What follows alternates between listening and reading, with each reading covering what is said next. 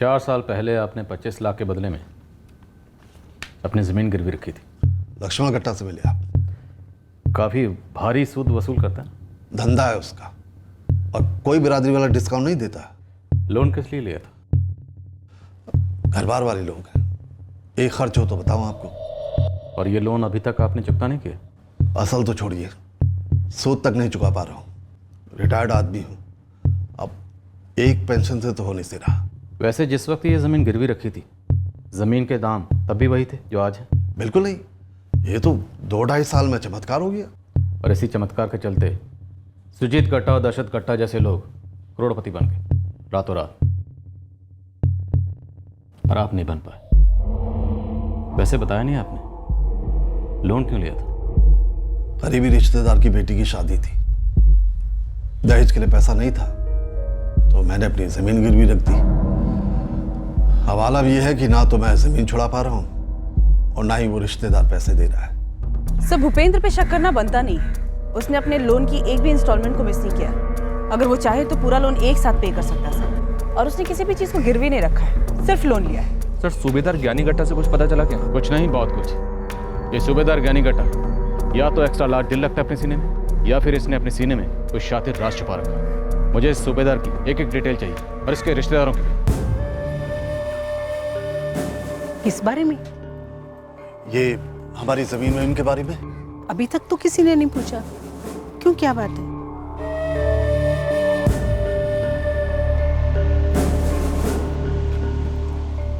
सुनो मीनाक्षी, अगर कोई तुमसे हमारी जमीन या कर्ज के बारे में कुछ भी पूछे, कहना तो मैं कुछ नहीं मानूंगा। पर मैं ऐसा क्यों बोलूंगी? वो मैं तुम्हें वक्त आने पे बता दूंगा। अभी पुलिस या कोई भी तुमसे कुछ पूछे, कहना मुझसे आके बात करें। अरे भाई, किसका नाम उछाल रहे हो?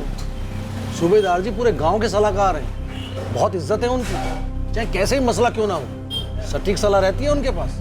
तो उनके घर जो शादी हुई थी उसमें तो पूरा गांव शरीक हुआ होगा। शादी? कौन सी शादी? किसी नजदीकी रिश्तेदार की बेटी की शादी थी, आज के 4 साल पहले। 4 साल पहले? नहीं भाई, किसी और की हुई हो। अरे नहीं नहीं, उनके किसी नजदीकी रिश्तेदार की बेटी की शादी हुई थी। सूबेदार जी का एक ही लड़का है और वो अभी तक कुंवारा है। सूबेदार जी का एक भाई है, लेकिन उनके भी लड़का ही है, तो फिर बेटी कहाँ से हुई? वैसे ये सूबेदार के भाई इसी गांव में रहते हैं ना? कनकपुर गांव में रहते हैं। सूबेदार जी की ससुराल भी वहीं है, कनकपुर में। साहब, ये साहूकार लक्ष्मण भी गट्टा बिरादरी से है और बड़े बड़े गट्टा रईस बिरादरी वालों को लोन देता है जो बैंक नहीं जाना चाहते। सर, इस केस से जुड़े 2 लोगों ने लोन ले रखा है। पहला है सुजीत का भाई भूपेंद्र गट्टा, जिसने 4 साल पहले 15 लाख का लोन लिया था। और दूसरा? ज्ञानी गट्टा, जिन्हें लोग सूबेदार भैया भी बोलते हैं। कितने का लोन लिया था? 25 लाख, और सूद मिला के 35 के आसपास। तो इतना बड़ा कर्ज लिया किस लिए था? अब ये बात तो पता नहीं चल पाई साहब। तो ये दोनों लोन की इंस्टॉलमेंट टाइम से चुका पा रहे हैं? साहब, ये भूपेंद्र गट्टा की एक भी किस्त मिस नहीं हुई, पर ये जो सूबेदार भैया हैं ज्ञानी गट्टा, इनका कुछ माजरा है। ये जो मेरी कोठी है काफी खस्ता हालत थी, इसके मरम्मत के लिए लोन लिया था मैंने लक्ष्मण से। आपके भाई सुजीत तो काफी पैसे वाले हैं, उनसे मदद क्यों नहीं ली? देखिए, आप अभी तक आलोक का पता नहीं लगा पाए हैं। और ये बार बार हमें जताने की जरूरत नहीं है कि हम आलोक का पता नहीं लगा पाए। आपसे पूछा गया हर सवाल, हमारा एक एक मिनट सिर्फ आलोक के लिए है, इसलिए चुपचाप हमारे सवाल का जवाब दीजिए। तो जिससे मदद क्यों नहीं ली आपने? इंस्पेक्टर, कहीं आप ये तो नहीं कहना चाह रहे हैं कि मैं खुद कर्ज में डूबा हुआ हूँ, इसलिए मैंने ही खुद अपने भतीजे का अपहरण करवाया? भूपेंद्र भैया आलोक के ताऊ जी हैं। ये बात आपकी समझ में क्यों नहीं आ रही कि हमारा घर एक ही है और इसी घर से जुड़ा कोई है जो इस किडनैपिंग में शामिल है। सुजीत जी, हमें ना आपको डराने की कोशिश है और ना ही निराश करने की। हम एक भी एंगल ऐसा नहीं है जो छोड़ रहे हैं। देखिए, हमें ऐसा लगता है कि आलोक की किडनैपिंग के पीछे जो कोई भी है, उसने आलोक के साथ जरूर कुछ भयंकर किया। देखिए मैडम, आप जो भी कहो, आपका तजुर्बा जो भी हो, लेकिन भूपेंद्र भैया जितना प्यार अपने रतन से करते हैं ना, उतना ही प्यार मेरे आलोक से भी करते हैं। इन फालतू के सवालों में आप लोग वक्त जाया कर रहे हो। अब अगर कोई सामने से बताए कि लोन किसके लिए चाहिए तो समझ में आती है बात, लेकिन अगर बताए नहीं तो उसके लिए इंक्वायरी थोड़ी ना बैठा सकता हूं मैं। लक्ष्मण जी, ये सूबेदार ने अपने किसी रिश्तेदार की बेटी की शादी के लिए कर्ज लिया था? अरे सर जी, हम तो ये सूबेदार पे भरोसा करके फंस गए। मतलब? 4 साल पहले जमीन गिरवी रख करके लोन लेके गया था, आज इतने साल हो गए, असल की बात तो दूर रही, सूद का एक टुकड़ा तक नहीं चुका है। हमने भी तंग आकर के फाइनल वार्निंग दे ही दी, कि अगर 1 साल के भीतर में लोन नहीं चुकाओगे तो तुम्हारी जमीन जब्त हो जाएगी। लेकिन ऐसा हो क्यों रहा है?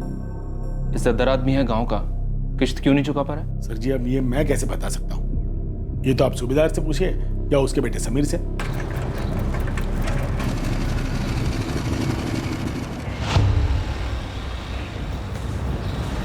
पिछले 5 सालों में इस सूबेदार के किसी भी रिश्तेदार की लड़की की शादी नहीं हुई। सूबेदार के भाई महादेव गट्टा के अलावा कोई और करीबी रिश्तेदार है सूबेदार का? नहीं, सूबेदार भैया के बड़े भाई महादेव भैया का एक लड़का है किशोर, और ये किशोर भी तो अभी कुमारा है, और अगर उसकी शादी भी हुई होती तो इतना खर्चा क्यों होता? लड़के वाले जो हैं। सूबेदार की पत्नी मीनाक्षी का मायका वहाँ कुछ ना, सूबेदार भैया के ससुराल में उनकी सास है गीता जी। The number you are trying to call is currently switched off. Number बंद जा रहा है। कोई दूसरा नंबर आपके बेटे का? नहीं, मेरे पास तो बस यही एक नंबर है। आप जिस बैंक के बारे में बता रही हैं, कॉमन ट्रस्ट बैंक, कोलकाता में कम से कम उसके 1 दर्जन ब्रांचेस हैं। आपका बेटा किस ब्रांच में काम करता है? वहाँ का नंबर होना चाहिए ना आपके पास? वहाँ का नंबर तो नहीं है मेरे पास, बस यही एक नंबर है। मैं किसी भी कारण से अपनी जमीन गिरवी रखूं, वो मेरा निजी मामला है। लेकिन जो कारण आपने हमें बताया कि किसी करीबी रिश्तेदार की बेटी के दहेज के लिए, वो कारण हमने खंगाला, कुछ नहीं मिला। मैं नहीं बताना चाहता था असल में मैंने वो लोन क्यों लिया है, लेकिन आप लोग हैं कि बस घुसते चले जा रहे हैं। अभी तो हमने ठीक से शुरुआत भी नहीं की है। लेकिन क्यों? मेरी जमीन, मेरा लोन, आप लोग सटिया गए हैं क्या? किडनैपिंग के केस में आप मुझे लिंक कर रहे हैं, मुझे। सर, इनके बेटे समीर गट्टा का फोन स्विच ऑफ आ रहा है और इनकी पत्नी को ये तक नहीं पता कि कॉमन ट्रस्ट बैंक के किस ब्रांच में वो काम करता है। सूबेदार ज्ञानी, अब बता दीजिए। अब आप पहले ही बताइए, क्या गेम खेला जा रहा है मेरे साथ? पहले मेरा लोन, अब मेरा लड़का।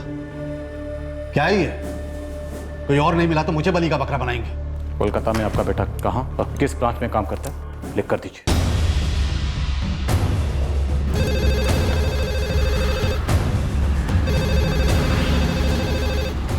मैंने हमारे कोलकाता के सारे ब्रांचेस में इंक्वायरी भेजी थी इस समीर गट्टा के लिए। और आप कह रहे हैं कि समीर आपके किसी भी ब्रांच में काम नहीं कर रहा है? सिर्फ कोलकाता ही नहीं, बल्कि कॉमन ट्रस्ट बैंक के किसी भी ब्रांच में कोई भी समीर गट्टा एम्प्लॉयड नहीं है।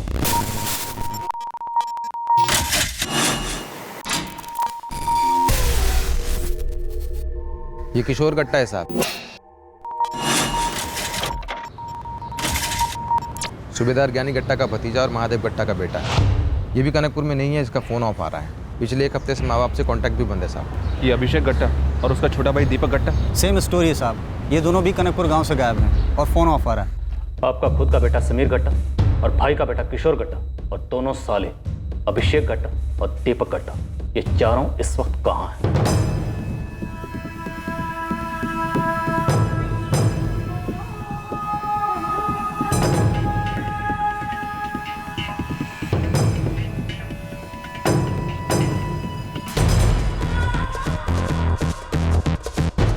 सुजीत,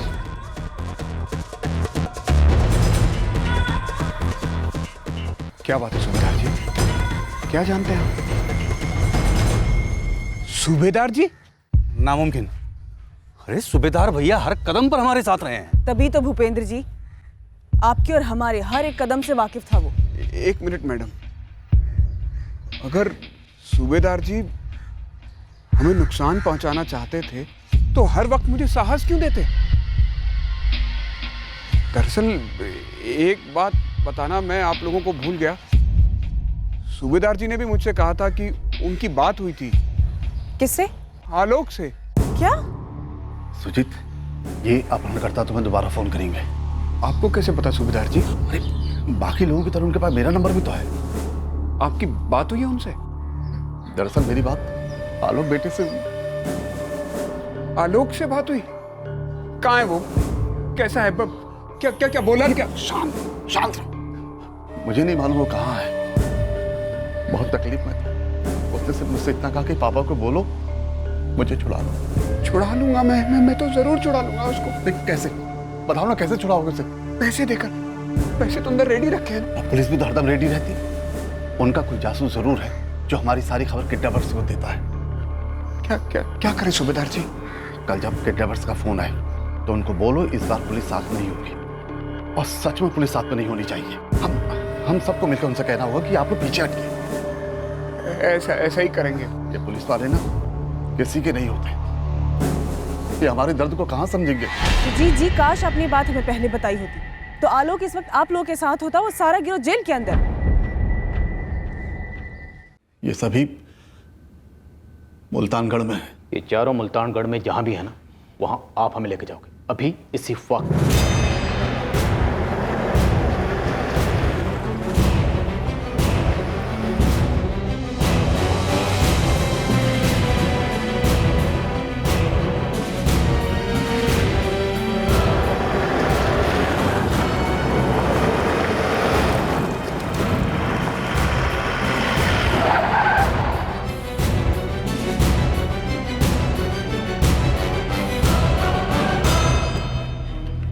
यही है।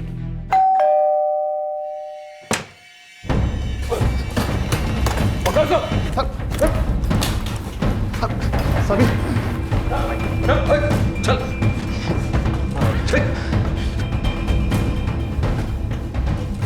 बोल, आलोक कहाँ है? बोल।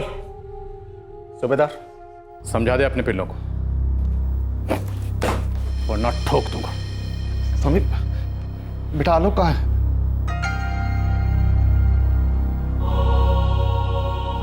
बोल, आलोक कहाँ है? वो आलोक भाग गया। भाग गया? कब? आज एक बार बात है, तेरी मौत। ए समीर, बता ना। सर पापा वो सच में भाग गया। वो सर सारी प्लानिंग उसी की थी सर। वो हैंग मौके पे हमें चकमा देके भाग गया सर। लेके जा सबको, लेके जा।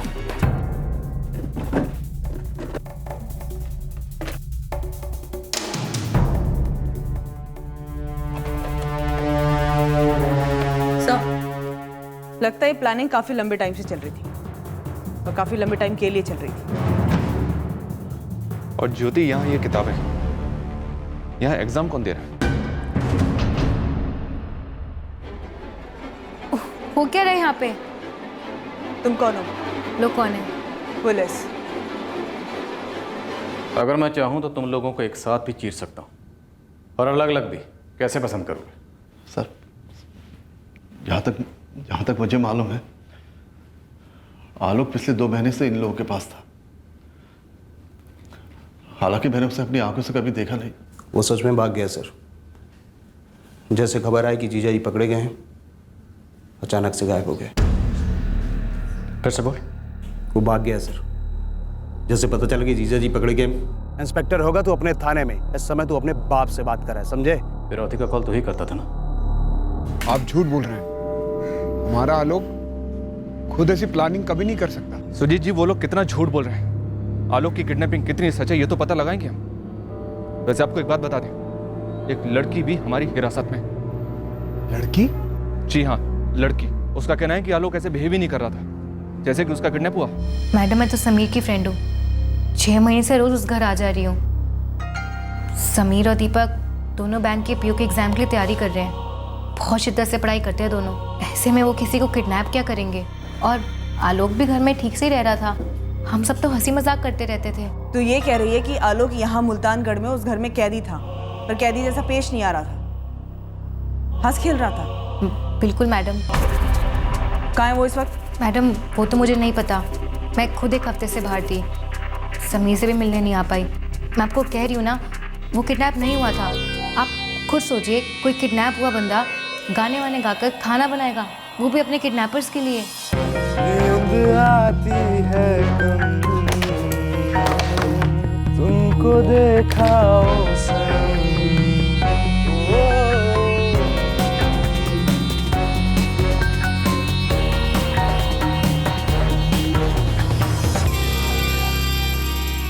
मैडम, एक बार भी आलोक ने मेरे सामने जिक्र नहीं किया कि वो किडनैप हुआ है। ना समीर ने जिक्र किया, ना किसी और ने।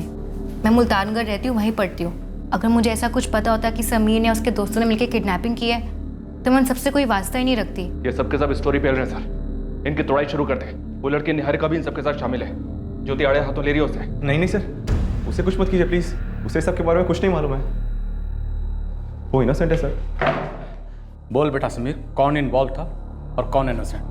आलोक कहाँ है?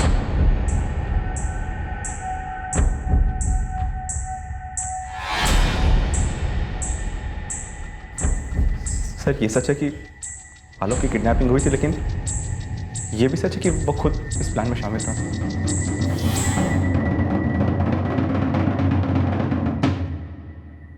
तो इस दीपक से डरेगा ना तो मरेगा, और साथ में तेरी गर्लफ्रेंड निहारिका भी मरेगी। बोल, आलोक कहाँ है? बोल। सर असली मास्टरमाइंड यही है सर, दीपक मामा। झूठ है सर, सरासर झूठ। इसी ने बोला था कि आलोक को उठाते हैं, बोला उसके बाप के पास बहुत ज्यादा माल है। बोला था कि नहीं बोला था? बोल रहा है सर, सारी प्लानिंग इसी ने की थी सर। अरे सच बता, तूने नहीं बोला? पापा से पूछिए, हम ये सब करना ही नहीं चाहते सर। आलोक कहाँ है ये बताओ, आलोक कहाँ है? बोलो बोलो। सर वो मर गया सर, हमने उसे मार दिया सर।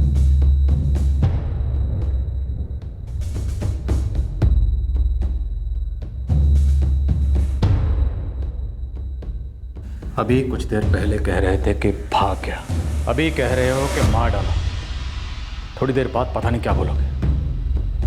आखिरी बार पूछ रहा हूं कि आलोक कहाँ है? कहाँ है आलोक? सर मैं सच बोल रहा हूं सर, हम सब ने मिलकर उसे मार दिया।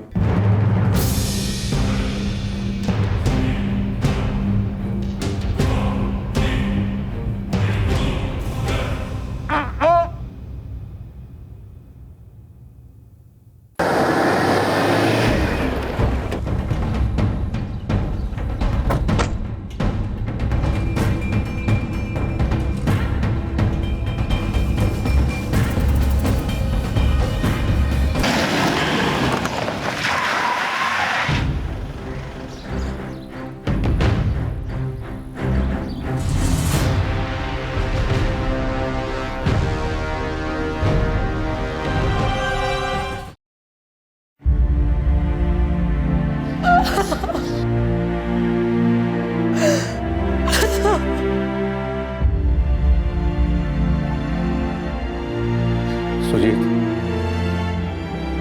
पुलिस ने शनाख्त के लिए बुलाया है।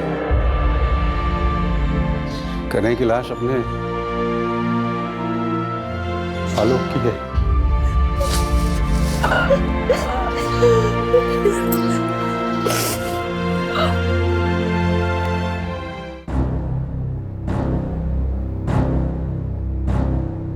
दशरथ जी, अभी हम उन लोगों से आलोक के कत्ल और किडनैपिंग इनकी डिटेल्स निकलवा रहे हैं। लेकिन आपने तो कहा था कि ये लोग राकेश के किडनैप के पीछे भी थे।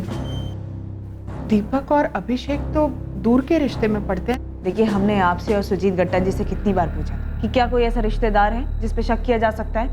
लेकिन दीपक भैया और अभिषेक भैया का राकेश भैया से क्या बैर हो सकता है? देखो अदिति, बैर का तो पता नहीं, पर आलोक के केस में उन दोनों का कहना है कि आलोक उनके साथ मिला हुआ था।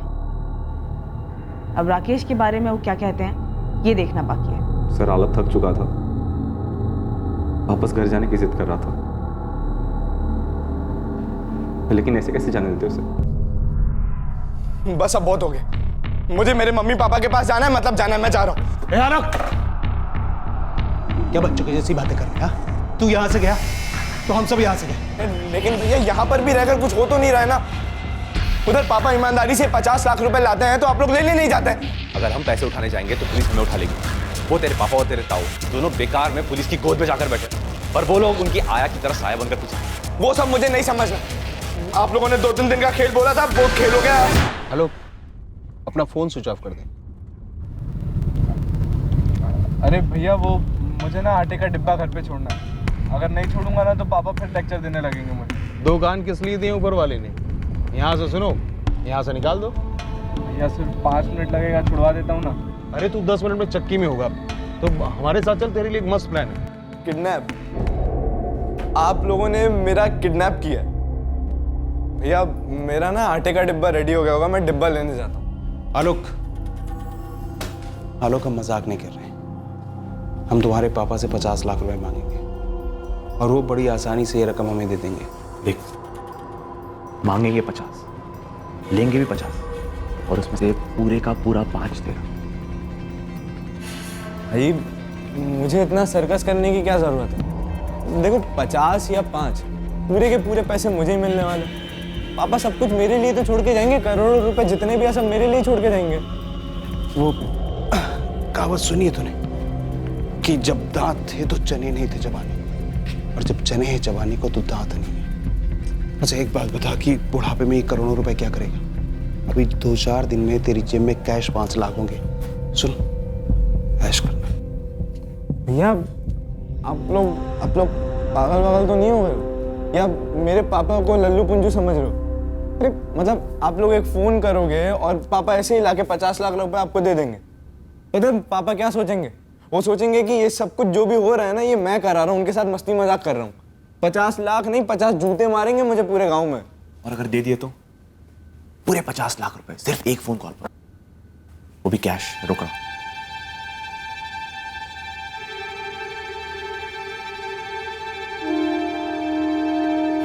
अरे बस करो यार मामा, कहने सुनने में सब बहुत आसान लग रहा है, लेकिन कोई ऐसे ही इतनी बड़ी रकम बतौर फिरौती के दे देगा? पुलिस के पास नहीं जाएगा? ये एक छोटा रिस्क फैक्टर है। पुलिस, हमने किडनैपिंग केस की इंडस्ट्री में बहुत सारे केसेस स्टडी किए, एक एक केस की बाल की खाल की हमने। और ये हमने है कौन?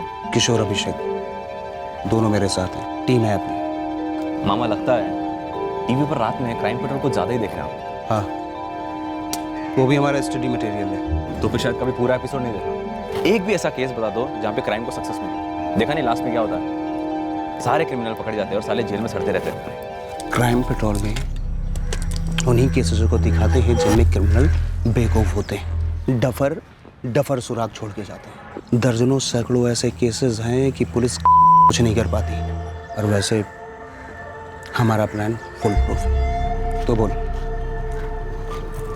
बनेगा गाड़ी का चौथा पहिया? फिर देखना गाड़ी कैसे भागती है। कोई टारगेट सोचा आपने? तू बता, है कोई मुर्गा? वो आलोक को जानते हो आप? वो सुजीत गट्टा का लड़का। अच्छा नाम सोचा समीर। और उसके उठाने का एक फायदा भी है, अपना एक बंदा ना दुश्मन के कैंप पे रहेगा, अपना जासूस। कौन? मेरे जीजा और तेरे पापा। देखो, ये बेवकूफ़ी वाली बातें ना करो। जीजा एकदम मक्खन के जैसा ऑपरेशन होगा, और आलोक का बाप ना बिना किसी आनाकानी 50 लाख तो दे ही देगा। आपकी तरफ कीजिए, मामा की कहानी एकदम तो किसी को किडनैप करना सिर्फ गैर कानूनी ही नहीं, इंसानी तौर पर भी नाइंसाफी है। दुनिया में हर किसी के साथ इंसाफ नहीं हो सकता, और हमारे साथ कौन सा हो गया? हमने कितने पैसे कमाए, जिक्र करने हैं ना। एक बार इस मौके को समझिए, ये एकदम रेडीमेड है सिर्फ हमारे लिए, और आपको सिर्फ सुजीत गट्टा के परिवार पर नजर रखनी है, और बड़ी चालाकी से उन्हें फिरौती देने के लिए मना लिया। और पापा, आपकी राय, आपकी सलाह को सारा गांव सलाखों पर रखते हैं, प्लीज। मुझे नहीं मालूम था कि मामला यहां तक पहुंचेगा। मेरी वर्दी की कसम, मुझसे इन लोगों ने कहा था कि आलोक बड़ी मस्ती के साथ रह रहा है और उसे कोई खतरा नहीं है। आलोक ने 5 लाख के लिए प्लान में शामिल होना कबूल कर लिया था। वो हमारे प्लान का हिस्सा था, उस पर कभी किसी प्रकार का कोई दबाव नहीं था। 5 lakh cash on the spot, पूरे के पूरे कैश। डील।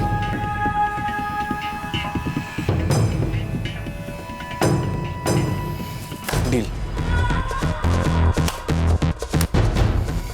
और ये निहारिका, इसका इस गैंग में क्या रोल था? कोई रोल नहीं था सर, उसे तो पता तक नहीं था कि आलोक किडनैप। वो तो उसके साथ बस फ्रेंडली थी। फ्रेंडली मतलब? आलोक को अपनी खूबसूरती से रिझा रही थी? बात कितनी आगे बढ़ी थी? सर वो मेरी गर्लफ्रेंड है, वो ऐसी कोई घटिया हरकत नहीं करी थी, और ना ही मैं ऐसा कुछ करने का सोच रहा था। सर आलोक को निहारिका को देखकर उससे मिलकर अच्छा लगता था, इसीलिए समीर उसे बार बार वहां बुलाता था। मतलब जब आलोक तुम लोगों के प्लान से थक गया, जब निहारिका से उसका मन ऊब गया, तो तुम लोगों ने उसको पीटा। उसे जाने देते तो हमारा भांडा फोड़ देता। मैं जा रहा हूँ यहाँ से। तुम कहीं नहीं जाए, चल यहीं बैठ। भैया आप लोग भी कहीं नहीं जाते और मुझे भी कहीं नहीं जाने देते। अबे मैं जा रहा हूँ। रोक मत मुझे, मैं जोर जोर से चिल्ला दूंगा।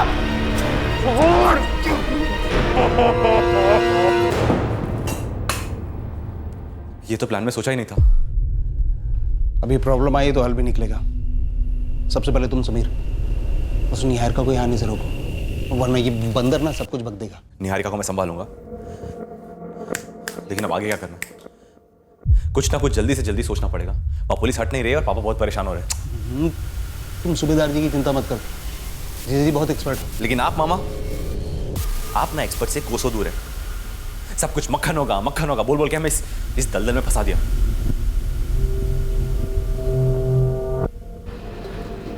मामा पानी सर के ऊपर चढ़ने पर पापा ने जो जमीन गिरवी रखी थी, इस बात की इंक्वायरी कर रही पुलिस लक्ष्मण माता साहब। पुलिस वाले को कुछ पता तो नहीं लगा है ना? पापा 100% श्योर तो नहीं है, लेकिन वो कह रहे हैं कि पुलिस वालों के बीच जरूर कुछ ना कुछ पकड़ा है। और अगर जीजा जी ढीले पड़ गए ना तो हम सबकी खटिया खड़ी समझो। अब बताएंगे भी क्या करना है आगे? क्या हुआ आपके रिसर्च और केस स्टडी का? जरा हम भी तो सुने, बताओ जरा, ऐसा कौन सा केस था जिसमें पुलिस कुछ नहीं कर पाई और मुजरिम हाथ मार गया? बोल दीपक गट्टा, कौन सा केस था? तू बोल। राकेश गट्टा का केस था। उस केस के बारे में मुझे कुछ नहीं मालूम सर, मैं इन्वॉल्व नहीं था। तू भी इन्वॉल्व नहीं था? दीपक गट्टा, राकेश गट्टा ने खुद अपनी किडनैपिंग करवाई, फिरौती के लिए कॉल किया और हवा हो गया। सर राकेश के केस में मैं भी इन्वॉल्व नहीं था सर। ये मेरा भाई दीपक और किशोर, इन दोनों ने कांड किया था सर। क्या कहा उन लोगों ने? कहाँ है राकेश? दशरथ जी, इस वक्त दावे के साथ तो हम नहीं कह सकते, पर वो लोग कह रहे हैं कि राकेश ने भी आलोक की तरह फिरौती में हिस्से के लिए हाँ कहा था। नहीं, झूठ बोल रहे हैं वो लोग। इन दोनों केसेस में मिलाकर इतने झूठ बोले गए हैं ना कि अब अगर कोई सच बोलता है तो हमें यकीन नहीं होता, और अगर कोई झूठ बोलता है तो भी हमें यकीन नहीं होता।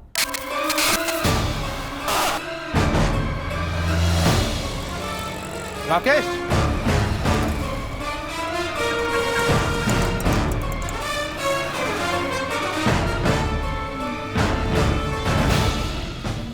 अरे दीपक भैया फोन क्यों ले रहे हो? अरे ताकि कोई डिस्टर्ब ना करे।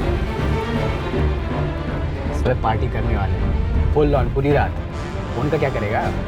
अच्छा वैसे हम जाता रहे, उतना ही बता दो।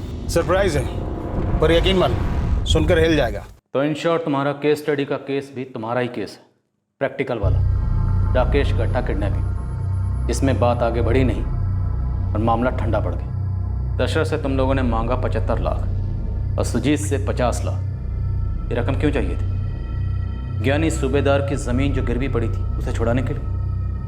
क्या इन दोनों किडनैपिंग का मास्टरमाइंड ज्ञानी सूबेदार है, या वो एक्टिंग कर रहा है कि वो कुछ नहीं जानता? वो महज आलोक किडनैपिंग केस का एक इन्फॉर्मर है। नहीं सर, मेरे पापा इस सब में इन्वॉल्व नहीं थे, वो तो पहले से ही मना कर रहे थे सर। तुम सब भी तो मना ही कर रहे थे ना, है ना? राकेश गट्टा और आलोक गट्टा ने जिद की कि हमें किडनैप कर लो और तुम लोगों को किडनैपर बना दिया। बोलो, इस किडनैपिंग का मकसद क्या था और तुम लोगों को इतने पैसे की क्या ज़रूरत थी और तुम लोग इतने बेचैन क्यों हो रहे थे? मुझे पता था कि राकेश अगवा हुआ है, सभी को पता था, लेकिन ये बिल्कुल पता नहीं था कि इस मामले में मेरा साला दीपक भी इन्वॉल्व है। दीपक इन्वॉल्व क्यों था? हम दोनों की हालत बहुत खस्ता थी, बहुत बुरी। दोनों के बहुत सारे पैसे डूबे हुए थे। कहाँ? सरकारी नौकरियां पाने की कोशिश में। लेकिन तेरा ये बलराम बताए तो, कौन से डिपार्टमेंट में नौकरी का वादा कर रहा है वो? अब क्या फर्क पड़ता है जीजा जी, सरकारी नौकरी है, डिपार्टमेंट कोई भी हो। बंदे को एक तनख्वाह गवर्नमेंट देगी और दूसरा वो खुद कमा लेगा। वैसे बलराम बोल रहा था कि खुद के कमाने के चांसेस ज़्यादा हैं। अरे यार दीपक, तुम तो ये वाला एग्ज़ाम भी फेल हो गए। अब इसके अलावा कोई दूसरा चॉइस तो है भी नहीं, और वैसे भी विकलांग हो तो एडमिन के अलावा कहीं अप्लाई भी नहीं कर सकते। कहीं तो जैक लगा दूँ। अरे भैया, अपना काम ऐसा वैसा नहीं है कि किसी बड़े बाबू या मंत्री वंत्री से फ़ोन लगवा दिया। बड़ा लंबा चौड़ा काम है। सरकारी नौकरी के लिए ना एग्ज़ाम पेपर लीक करवाना, किसी सही बंदे से उसे लिखवाना, जमा करना, सिस्टम को पूरा ऊपर से नीचे ऑयलिंग करना, पैसा खिलाना पड़ता है, तब जाके मुंह बंद होता है। कितना? अब वो तो मैं नहीं बता सकता, पर इतना ज़रूर कहूँगा कि अच्छे अच्छों का तेल निकल जाता है इतने पैसे जुटाने में। भैया मैं तो पूरा एडवांस लेता हूँ। हाँ, इतनी गारंटी ज़रूर देता हूँ कि एक बार नौकरी लग गई ना तो दूसरी तनख्वाह में पूरी ज़िंदगी कट जाएगी। तुम जितना दोगे उतनी तगड़ी नौकरी मिलेगी। 25 लाख आए कहाँ से तुम्हारे पास? अम्मा और अभिषेक से बात करके अपनी ज़मीन बेच दी और पैसे दे दिए बलराम को। 3 महीने बाद पोस्टिंग आएगी ऑफिसर की। अब ये समीर को भी कहीं लगाओ ना। कुछ सर्विसेज एग्जाम का ये लास्ट साल है, पता नहीं वो पास होगा या नहीं, कुछ कह नहीं सकते। अब भी अपनी ज़मीन बेचोगे? नहीं, मैं वो साहूकार के पास गिरवी रखूंगा। तो बलराम से बात तो कर देगा ना? क्यों नहीं जीजा जी, समीर मेरा भी तो भांजा है। और वैसे बलराम ना कहीं किसी न किसी सरकारी नौकरी में उसको पक्का फिक्स करा दे। आप बस एक काम करो, फटाफट पैसे का इंतजाम करो, मैं बात करता हूँ उससे।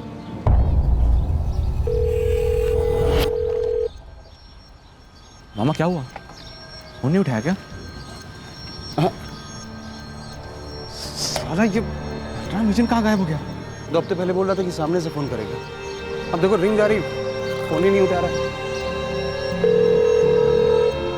देख कहाँ हो यार बलराम, फोन ही नहीं उठा रहे हो। अरे मैं काम के बीच हूँ यार, बेवक्त फोन पे फोन किए जा रहे हो, कैसे उठाऊं? हमें अब तक ड्यूटी ज्वाइन कर लेनी चाहिए थी और हमारी पहली तनख्वाह भी आ जानी चाहिए थी। यानी प्लान चेंज हो गया है। क्या मतलब? वो दोनों नौकरियां थी ना, तुम्हारी और तुम्हारे वो भांजे समीर की, बड़े साहब ने किसी और को दे दी। क्या? क्यों? अरे उन्होंने 35 पकड़ा दिए, और क्यों? तो अब हमारा क्या? देखो भैया, मार्केट में आग लगी पड़ी है, 45 दे के बुझा दो। देखो भैया मजाक मत करो, मैंने अपनी जमीन बेची है और समीर के पिता ने गिरवी रखी है। अब हमारे पास और पैसे नहीं है। तो क्या करूं? भूल जाओ सरकारी नौकरी। हाँ, हम किसी और एजेंट से बात करेंगे। तुम आज का आज हमारा पैसा वापस दो। वो तो ऑलरेडी सिस्टम में इंटर हो चुके हैं, वो कैसे लौटा दूं? देखो भैया मजाक मत करो, है वैसे हमारा मूड ऑफ है, हमें आज ही पैसा वापस चाहिए। सरकारी अफसर बनना है ना, 20-20 और खड़े कर दो। जितना दिए हो ना, इतने में लोअर डिवीजन क्लर्क भी नहीं बनोगे। वैकेंसी आएगी तो मैं तुम्हें फोन करूंगा, खामखा फोन करके डिस्टर्ब मत करना, उठाऊंगा नहीं। पल्ले पड़ रही है बात? चूना लगा दिया बलराम ने। चूना नहीं, तेजाब फेंक दिया। एक तरफ अपनी जान लड़ा रहे थे, एग्जाम की तैयारी कर रहे थे, दिन रात पढ़ाई कर रहे थे कि मेरिट लिस्ट में आ जाए, उसी से कुछ हो जाए। लेकिन जब ये पैसे डूबे ना सर, ये नुकसान दिल में नसूर बन गया। और इस नासूर का इलाज किडनैपिंग था। अपने पैसों की रिकवरी के लिए तुमने अपना सारा दिमाग किडनैपिंग जैसे संगीन जुर्म में लगा दी।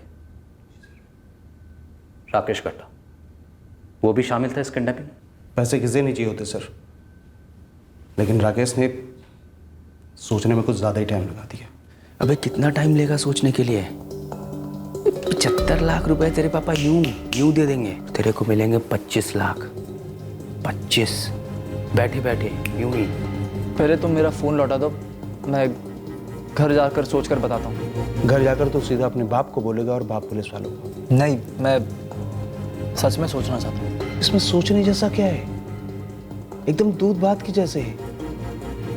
देख, हम फिरौती मांगेंगे, वो देंगे, हम उठा लेंगे, इसके बाद हम सब अपना अपना हिस्सा ले लेंगे और फिर हवा हो लेंगे। सुनने में तो सही लग रहा है, लेकिन मुझे सोचना है क्या कैसे होगा। तो यही सोच रहे, सारी रात सोच। मुझे यकीन नहीं हो रहा कि तुम लोगों ने राकेश और आलोक को खुद अपने ही घर वालों को लूटने के लिए मना ली। आलोक तो खुशी खुशी एग्री हो गया था, लेकिन 2 महीने बाद पलट गया। और राकेश शुरू से ही मना कर रहा था, और फिरौती की पहली कॉल के बाद वो हमसे गुस्सा हो गया था। किशोर, क्या है ये? हाँ, क्या है ये? दीपक भैया, क्या है ये? आप लोग बहुत ही घटिया और खतरनाक खेल खेल रहे हैं, और आप लोग ने जबरदस्ती मुझे भी इसमें शामिल कर दिया है। देख लेना, हम सब डूबेंगे। अगर हम डर के खेलेंगे तो डूबेंगे, और डट के खेलेंगे तो हवा में उड़ेंगे। और एक बार कैश आउट लग गया ना, सब कुछ सही हो जाए। और सुन, तेरे पॉकेट मनी में होगा 25 लाख कैश। मैं जा रहा हूँ अपने घर, लेकिन मैं तुम लोगों का नाम नहीं लूंगा। कह दूंगा कि 2 अज्ञात लोग थे, ठीक है? इतना मैं कर सकता हूँ तुम लोग के लिए। राकेश, राकेश, कहीं नहीं जा रहा तू? राकेश, मेरे साथ तुम लोग जबरदस्ती नहीं कर सकते।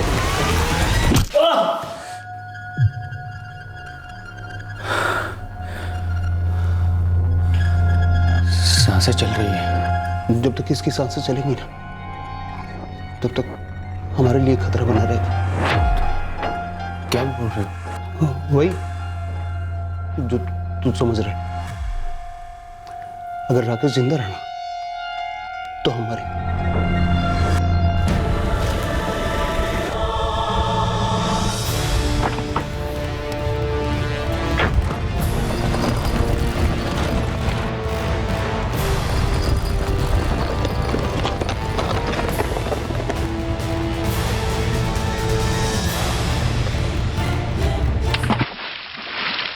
किडनैपिंग की तैयारी तुमने एग्ज़ाम की तरह की, ऑनलाइन रिसर्च की, क्राइम शो देखे, फर्जी आईडी से सिम कार्ड लिए, पकड़े ना जाओ इसलिए चाइनीज़ इंस्ट्रूमेंट इस्तेमाल की।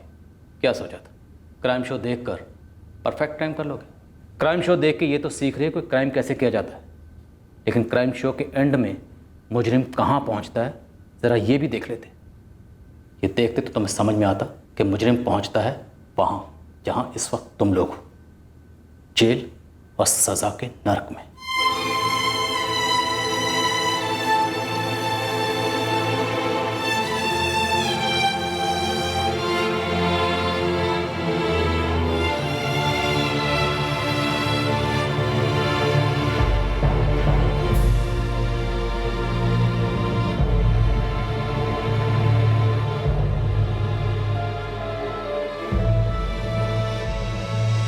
डाइवर्स लगातार 4 दिन से खोज रहे हैं, पर वो सूट के साथ नहीं लगा जिसमें राकेश की बॉडी थी। सर, नदी के किनारे पे पड़ने वाली जितने भी पुलिस थाने हैं सब में चेक किया, किनारे पे किसी को भी सूटकेस वाली लाश नहीं मिली। इन लोगों के हिसाब से इन लोगों ने किडनैपिंग के 2 हफ्ते बाद राकेश को मारा और सूटकेस में डालकर नदी में फेंक दिया। अब इस हादसे को 1 साल गुजर चुका है। 1 साल काफ़ी लंबा वक्त होता है, पर फिर भी हम अपनी कोशिश जारी रखें, उसे ढूंढते रहेंगे।